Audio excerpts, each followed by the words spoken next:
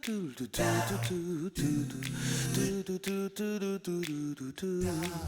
everyone, I'm Captain Logan. And I'm Eric. And today we're going to tell you how we felt about the new Power Rangers movie. Eric, it's a Mighty Morphin Power Rangers reboot. We finally have new Power Rangers, the kind of Power Rangers that I grew up with, or at least a reimagining of that. And this is a thing that I was really intrigued by with that initial teaser.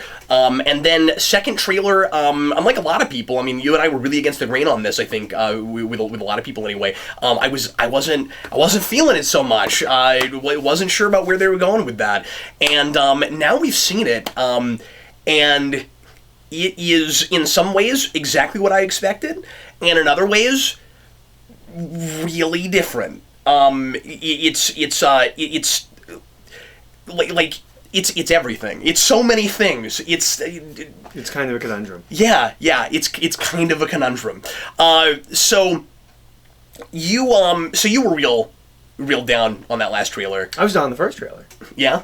Yeah, I guess so. Because I was like, well, this is clearly a movie where we don't do any Power Rangers things until the third act of the film. I wasn't sure that was necessarily clear from the first teaser, but it felt more that way by the next one. Well, by that initial trailer. The last one I didn't love. It was a lot of the crude humor and things like that. Yeah, and I thought that might overtake it more than it did. To be fair, it's at a minimum, I guess we front load with the most inappropriate joke. Yeah, certainly. After that, which didn't go as far as I thought it was going to. I learned a big lesson from this, which is if I'm kind of on the fence about whether or not I need to go see a thing before I take my kids, I need to just decide to go ahead and do that and not look at anything ahead of time. I made the mistake of looking at a lot of reviews and things for this movie, which I never do. And everything kind of blew a couple of things out of proportion. Out of proportion, yeah. And were inaccurate about some of what was going on. In particular, the inappropriate thing you're talking about toward the very beginning was a thing I thought we were gonna. Well, no, I knew it was toward the beginning. I knew precisely where it was, but I thought we see it happen. Yeah, that's also the impression I got. And not really the same thing with the other one, but it was handled more with kid gloves than I thought it would be, but it does not belong in the film that they made, I don't think. I don't know. Not in what they made. Maybe in what they thought they were making. Yeah. But anyway, this is going to be a really tough one to talk about. There's enough of that inappropriate, almost Transformers-ish humor that it bothers... Okay. If there is any, it bothers me. Yeah. And there is some. Sure. But it is as restrained as these kinds of movies, being like the Ninja Turtles, the Transformers, like this. It's as restrained as I think they're able to make it, because for some reason they can't not do this. Yeah. But it's mostly restrained. It's almost a kid-appropriate film. It is an absolutely baffling movie, and I guess Eric and I are in agreement on this. I guess we're jumping straight in and telling you what we're thinking about this. So, real quick plot synopsis. It's kind of the origin stretched out to 2 hours. It's a 3-part pilot for a new Power Rangers season. Yeah, it definitely is that. But the a lot of my issues would be lesser if it was a 3-part pilot to a television season. Yeah, sure. The actual details of it are bizarre, murky and hilarious, and murky and vague. Yes, absolutely. So the 5 Rangers before they're Rangers are all in Angel Grove High School and don't really know each other. Right, and they're not all in detention, which is what the trail leads you to believe. Well, some of them are. You thought they were all in like a boarding school or something. That's what it looked like to me. Yeah. Well, it's shot like it's a condemned building, like it's falling apart. But it is a small town where there wouldn't be funding and upkeep would be a problem and stuff. So I buy that. It just seems like we're trying to make it look really gritty, so it's realistic. But anyway, they're all kind of outcasts and aren't taken seriously by their peers and stuff, and they're all kind of screw ups in some form or another, and they end up... Not all of them. Zach is glorious. Well, he's done nothing wrong his entire life. He's a great guy. That's just not a true. little crazy. He's a different kind of screw up, and he's the one of the 5 of them that does not care. We'll get into the individual characters. So as the film gets rolling, we do a lot of establishing characters and what they're about right now, and mostly they're not about anything. Mostly they're all floundering and aren't sure who they are and what they want out of life. And I think importantly, they're all real kind of self-absorbed, and they all end up finding the spaceship, as you see in the trailer, and they meet Zordon, who makes them Power Rangers, but they can't morph. And so they spend most of the movie trying to figure out how to morph, and the MacGuffin of the film is basically a Krispy Kreme. Which is the best product placement that's ever been in the movie ever. It's nuts. And if you think that's giving too much away, Krispy Kreme is not only all over the film, but they have Power Rangers donuts. And they're advertising. We just got the donuts, but you can get a big, like, a dozen box. Yeah, that's got Power Rangers on the box. Yeah, I didn't feel the need to get a whole dozen, so I didn't get the box. But yeah, they do have a Power Ranger box, which is kind of cool. So anyway, there's my little plot synopsis. Let's go ahead and get into it. Eric, how did you feel about Power Rangers? I felt like I've never seen a film I expected to dislike, win me over so much, and then lose me so hard and fast in the third act. Yeah. The first two acts of this movie are not great. There's a lot of really shoddy writing. Yeah, a lot of really shoddy writing. Van. Explain to me the van. What about the van? They have a van. How they get out? How they get home? Mm-hmm. There's your big hang up is the van. Well, no, but this keeps happening where it's like we're in a weird situation. Cut to sleeping. We keep cutting to waking up, and it's always in a completely different location. They're around a campfire, and then one of them is in bed. Like, constantly. But there's all of these really unexplained things. Guess that's true. Yeah, no, it's a thing. But there's a lot of, like, really unexplained things and whatnot. But with the exception of Trainee, I like all of them. Yeah, you do. I like their interactions together. It really wins me over on all of these characters. Jason almost immediately. I think he's a little bit weaker than some of the others, actually. His introduction with Billy, I thought, was like, okay. I liked it. But, what do you mean by, I don't know what you're saying. Like, you liked it, you didn't like it? I did like it. I did. Oh, you did? Okay, that's what I'm saying was, like... I thought you meant they won you over with him. It was okay, and then later you liked him. I thought that's what you were saying. No, what I'm saying is that scene, I was like, just kind of instantly like, okay, I like this person. I see what you're saying, yeah. I think waffle on him a little bit. He becomes the blandest, maybe, as it goes on. But I like all of them, specifically Zach. Zach is the best. Yeah, but Billy's a close second. I mean, Billy's also great. Yeah. But... And sometimes it feels like it's his movie. Yeah. More than the others a little bit. And of course, he's supposed to be the heart of the team. You know, he's the Mati of this group, most certainly. But so, I like all these characters. I like their interaction. I like that they won me over on the leaving the morphing till the end of the film because of how it's thematically tied to their arc as a team. Yeah. I like that we made that a literal thing because, I don't know, I was open to it as we were going along, but I didn't like the execution of it. So then it did sort of feel like we just kind of had to stretch that because we wanted to make you wait for it. Yeah, I don't know. I kind of I wanted to love that. I really did. I even like the training stuff. I really like the bonding and them coming together. Like, I like all of that. It's all done not great, but well enough and fun enough. That's the thing is, the first two acts of this movie are not great, but they're fun, and so I'm giving them a lot. And then we get and I didn't really expect it to be fun. It looked like a movie that was going to take itself too seriously. Mm-hmm. And then in some places it does, and it's so uneven. I don't think it totally knows who it's for. It does that thing where it's for a different audience at different moments in the film. And then we get Rita, and we get the end of this film, and they have no idea what to do with Power Rangers. Yeah. They have no idea how to use this material. Yeah. They don't have a take on mythology. They have nothing. Yeah. They have... All of Rita's dialogue is the crystal. Mm-hmm. That's all she says. I mean, she says other things, but that's basically all of her her performance. Well, the crystal and then Krispy Kreme, and amusingly, they might as well be the same thing, and they start with the same consonant and vowel sound, so that's fun. I like her performance. She is given nothing. No, and she's not she's not on screen enough. No, she's not on screen enough. The entire third act, I think, is garbage. I think it's rushed. It feels like they didn't want to make that part of the movie. They felt it was obligatory. And so it plays as obligatory. The Rangers aren't even on the ground in the town, but there's pictures of them saving people. And like they're built up as heroes. That's a good point. All Zord stuff. We get the Rangers for what, like 3-4 minutes, and then they hop into Zords and open their masks. Mm-hmm. It's the third act of this is such a waste and such a travesty, especially because I was enjoying the beginning of this film, the first 2/3 of this movie, and then when they actually get to the Power Ranger stuff, the stuff I came into this movie for, they just drop the ball completely. Mm-hmm. I'm gonna go with not feeling it. I like part of this movie. But, you know, it's that thing where, like, a bad movie can win you over with a really good ending that makes you walk out and be like, like, I really like that. I'm not saying this is an awful movie and you shouldn't see it, but I walked out with a bad taste in my mouth, so I'm going to go with not feeling it. Yeah, I did too.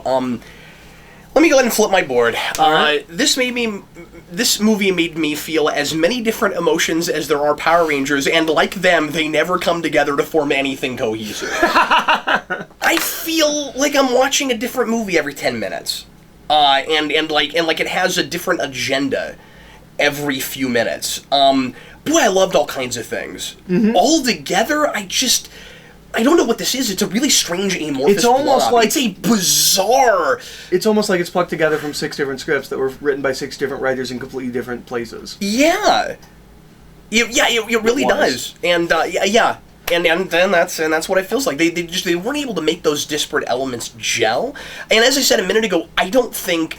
it's ever really finding its audience. I don't know who this movie is for. At places, it feels like too much of a slog, and then a little bit too heavy for a kids movie. I think it's too dark for kids. I think it's too silly for teenagers, and it's too kiddish just in general for adult audiences. And weirdly, they somewhat won me over on some of the darker elements that I was afraid that I couldn't take my kid for in order to inform characterization, and I was kind of more okay with that. The Kimberly thing, didn't hate it. No, I felt like I should in a Power Rangers movie, and that's maybe a different conversation. Like, I'm just trying to look at this movie and what they were trying to make. They could, but I also think they were trying to deal with something that is a modern thing. Like, sure, I thought it was dealt with as best as it could be, sensitivity wise. Mm-hmm. I kind of needed more information. I didn't need the picture, but I didn't fully understand the situation. Yeah, I don't think I fully got it either. And then she does a thing toward the end that makes her feel like she hasn't learned anything, and I wasn't real happy with that. There's a lot of that in the third act. Here's the thing. You said you were enjoying it all the way through the first 2/3 of it. I was too, except the beginning of the third part of that section. That's weird. Yeah, the first 2/3. The third part of the first 2/3. Okay. Yeah, I got you. Thank you. I'm glad. Is everyone with me? Once we get to the end of that, I'm still enjoying it, but I think despite it. Act 2.8. That's the thing.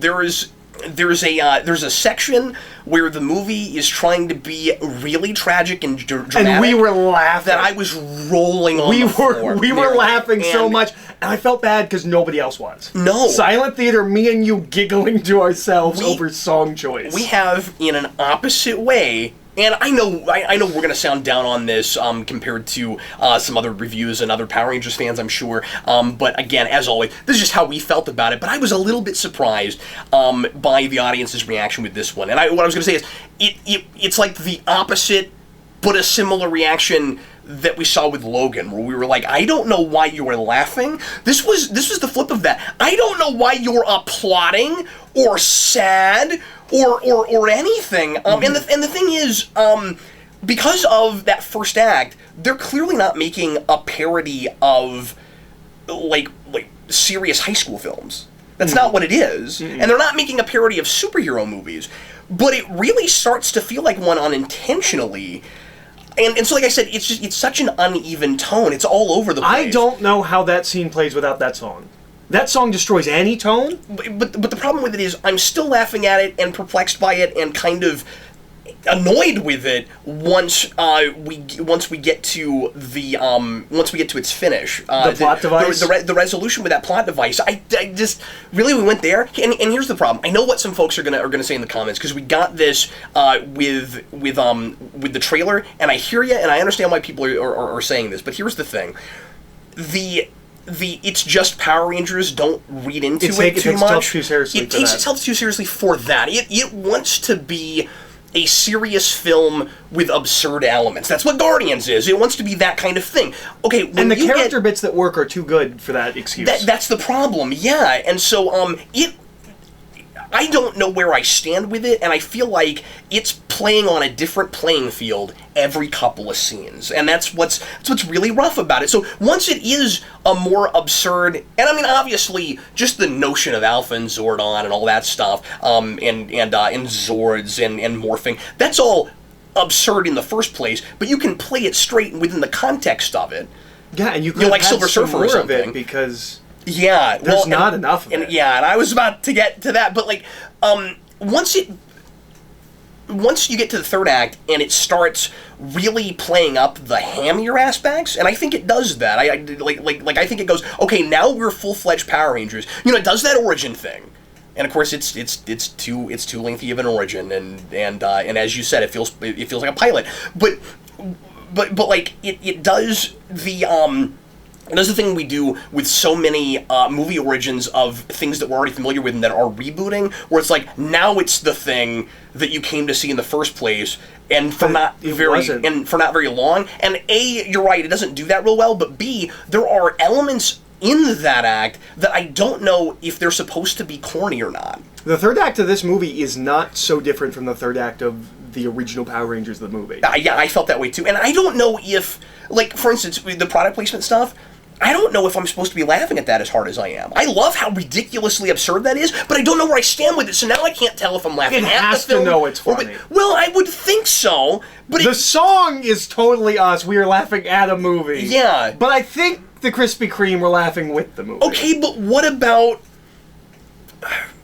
I don't want to give too much away. What about the song we laughed at during the action scene? Is that intentionally funny? I don't think it is. No. I think that's we're Power Rangers now. That was not intentionally funny. Yeah. And it was hilarious. But I love Billy. And I love him even more than I think I would have if I hadn't watched a couple of interviews with him. We should watch out for that guy because he can act. Because really? Yeah, because when he's in an interview, he's a completely different person. Oh, interesting. Yeah, he's disappearing in that role, and I was deeply impressed. That's cool. I thought Zach was so much fun. I thought they had a real take on that. He's so much fun. He's hysterical. It's wonderful. And did you buy where that came from? Because by the end, I think I did. I think I was okay with it. And it was nice because it was a tragic thing, but it wasn't like it was because he has a heart in the first place, and it's kind of breaking, so he has to do something to keep his... It's almost like emotional outlet. Yeah, exactly. Yeah, I was going to say to kind of keep his optimism up and stuff. I think that worked really well. They did a great job. Here's what's so weird about this. It has kind of opposite problems. Maybe not opposite problems, but the biggest problem that the Mighty Morphin movie from the 90s has, they nail and completely fix. And it's all of the fun stuff that they lose, except that movie has that problem too, doesn't it? Where like there's not enough of the kind of action you came to see. We got to have FaceTime for characters that aren't interesting and are interchangeable. Least interchangeable Power Rangers I can imagine. I think, and they all have very different backgrounds, and I kind of buy that. And we did an okay job of fleshing it out, with the exception of her. And I thought that was a little maybe stereotypical. I thought it was handcuffed by. It was the one time in the film where I was like, "Oh, you're handcuffed by your audience." Trini's background is Renee Montoya, but we won't say that. We can't come out and really talk about the issue. We won't talk about... Her family can't be religious. She just says normal. Yeah, you're right. And that bothers me. Yeah, because it's not now. Yeah, it's not. You're making a movie in 1996. It's not that. Yeah. It needs to be that her family's religious, and they wouldn't do that. Yeah, and they have that with several of them, right? Where there's things that were like... again, we're trying to play to multiple audiences at once, and we end up losing something in the shuffle, where we can't go all the way because we want it to be okay for kids, but then I want it to also. But then I'm frustrated because there are those compelling bits that we don't get all of. Weirdly, Billy is that way too. You think so? Yeah, because I needed a synopsis before I saw the movie to see to know what condition he had. It's never brought up in the film. It is. He says he's on the spectrum. I don't know what that means. It's the autism spectrum. Okay. But I might not have immediately got that if I didn't know going in. I can't be the only person that went over my head. Because, yeah, I mean, I have heard that phrase autism spectrum before, but he says spectrum, and yeah, I was in the theater going, I don't know what that means. Yeah, okay, so... So they're trying to be deft at, so that might just be me, but and like my brain's in a different place because colors and spectrum. Yeah, no, that's fair, and I knew going in that's what well, I knew he was autistic, but I wasn't even thinking about it in that place. But I don't know if I would have picked up on that if I didn't know prior that Billy was autistic. I don't know if I would have got that's what he meant by spectrum. And I don't know, I thought they handled that in a really classy way. I did too. Like, I thought he was a lot of fun and I was laughing at him, but not like, but the movie wasn't making fun of him. It wasn't laughing at him in a mean way. I'll say this, remember the... they want to deal with issues that are very relevant to teenagers right now, but they're handcuffed by the fact that they're making a children's film except for when they aren't. Yeah, exactly. This movie and actually... some of the things where they go as far as they do, it baffles me that they don't go out and say... Just go further. And say, yes, she's a lesbian, and she... And her parents are religious, and okay. Just do it. Like there's a couple of things like that where I'm just like... They don't know who their audience is, so they're pulling punches where they should actually be telling their story. Yeah. And I think their story would be better if they were doing that.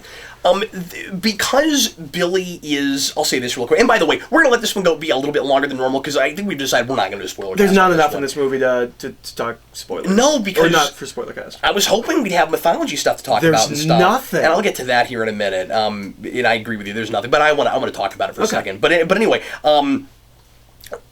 With regards to Billy and his personality, he has that kind of Drax thing because of that condition. Yeah, almost a literalization of everything. Yeah, and he doesn't really understand humor, and he doesn't get sarcasm and stuff.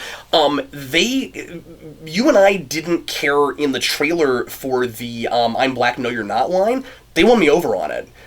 It seems like a thing he might say, and that might not be the reason it's there, but in the context of the film, and I was hoping somehow or rather they would win me over with that. There were other things that they didn't, but that, I don't know if you agree with that, but that was the thing I was more okay with in the context of the film. I didn't really have any different opinion. Okay. I still think it was a dumb line. There's a number of lines when we get to the third act, and that felt like one of those. There are lines from the third act that are TV show references that feel like they are spoken to the audience but not to anyone else. It's Star Trek 09 again. Oh, and speaking of, that's my thing with Jason, is that he's just doing Chris Pine. Oh, is that what you think he's doing? I think so. Oh, yeah. Interesting. And I thought he was really likable. I thought he was likable, and some of it is just his background is that way. Like, he's lashing out, and I mean, he even crashes a car. Yeah. Like, he kind of is that character, just in the face. He's very much doing a Chris Pine thing, I think. Oh, interesting. I didn't read it that way, but. But I didn't dislike him, and I thought he had real leadership possibilities. I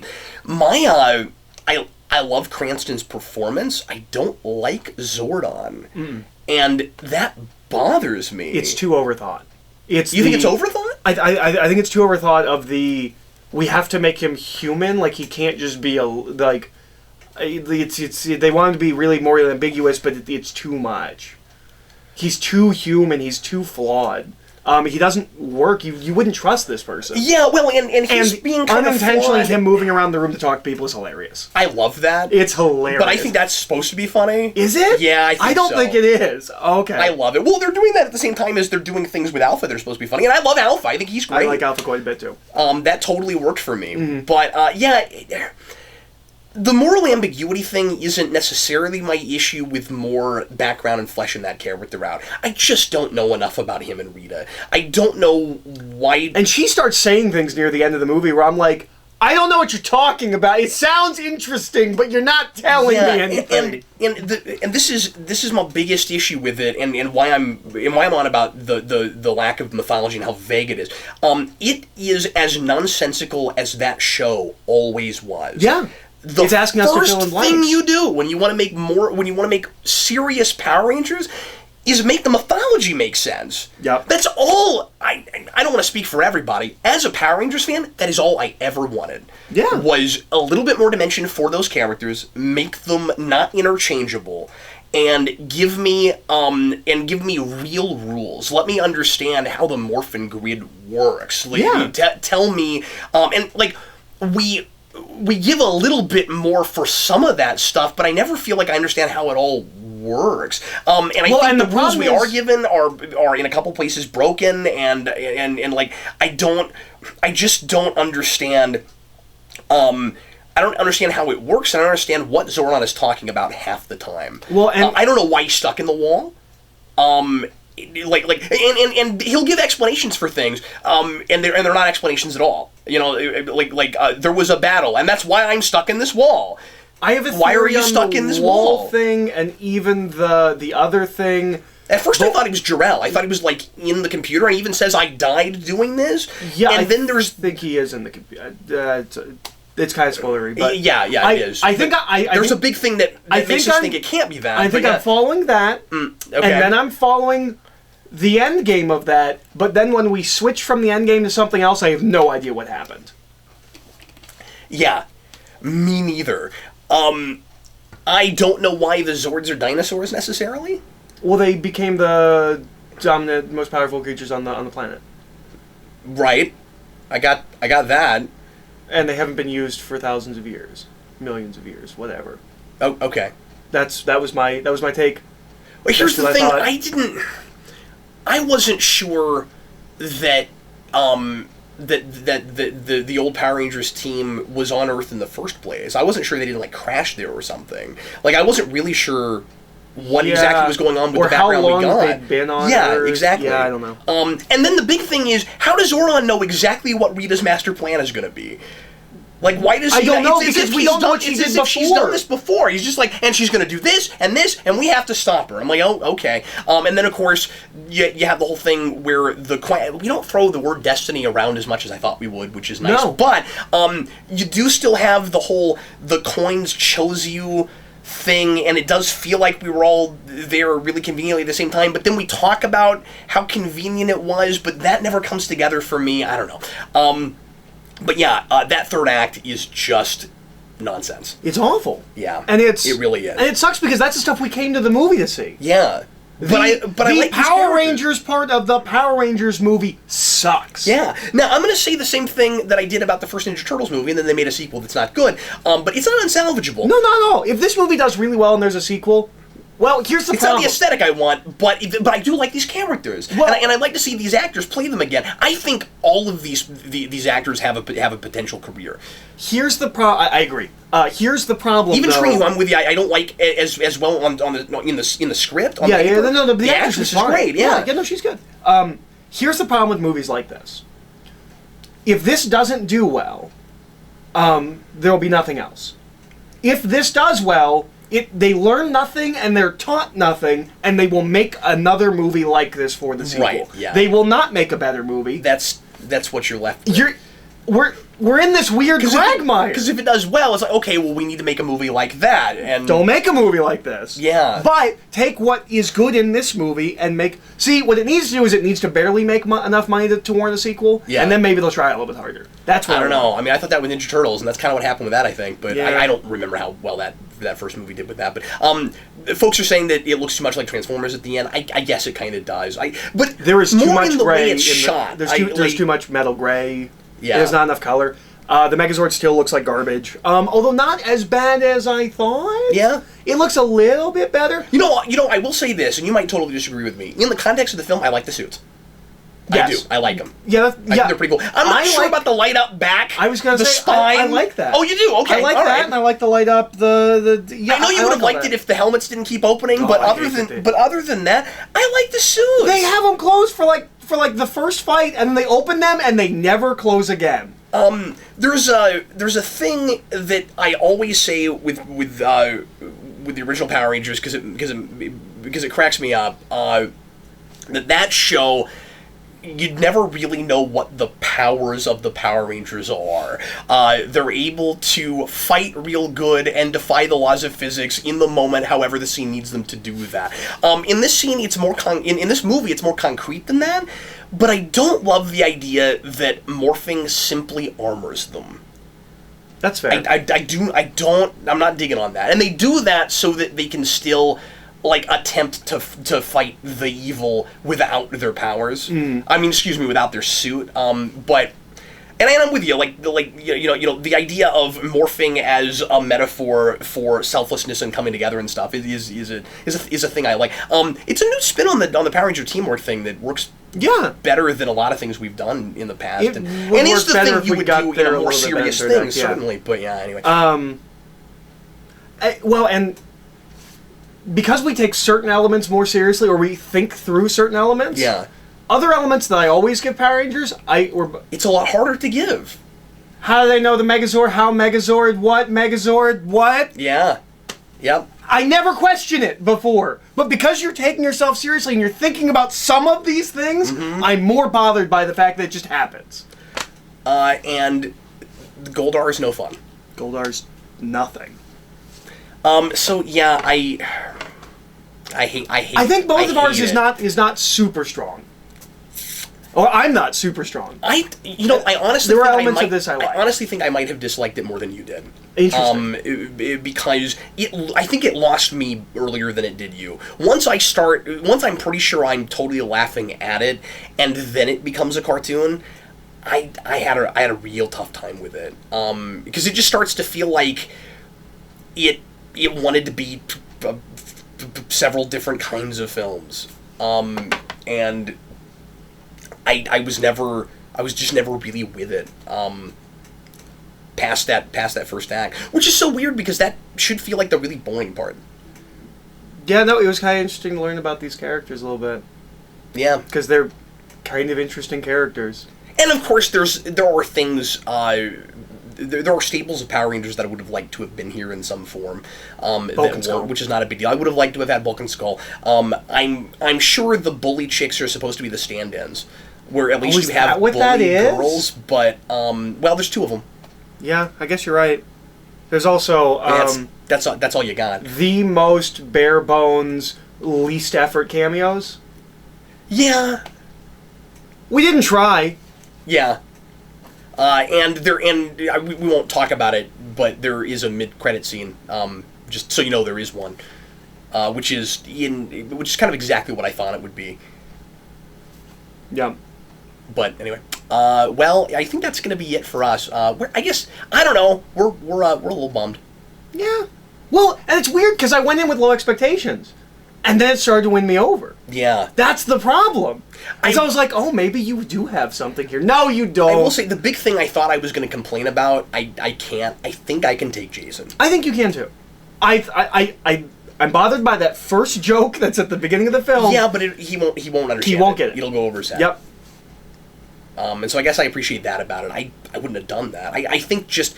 That joke entirely should not be in this film, but... Jason's not going to get it. Don't you think just doing the prank would have been enough? Why did we have to go that far? He would have gotten in trouble anyway. Anyway. Well, folks, thanks a lot for watching. We sure appreciate it. And I know this was minor spoilery, but again, we've decided not to do a spoiler cast, so we wanted to try to give you, for folks that did see it, a little bit more detail if we could without ruining it for everyone else. But anyway, we will see you again shortly with more stuff. I have, finally, the animated Spider-Man Top 10 coming soon for you for Superhero Rewind, so look forward to that. And in the meantime, I am Captain Logan. And I was Eric. See you, folks. Do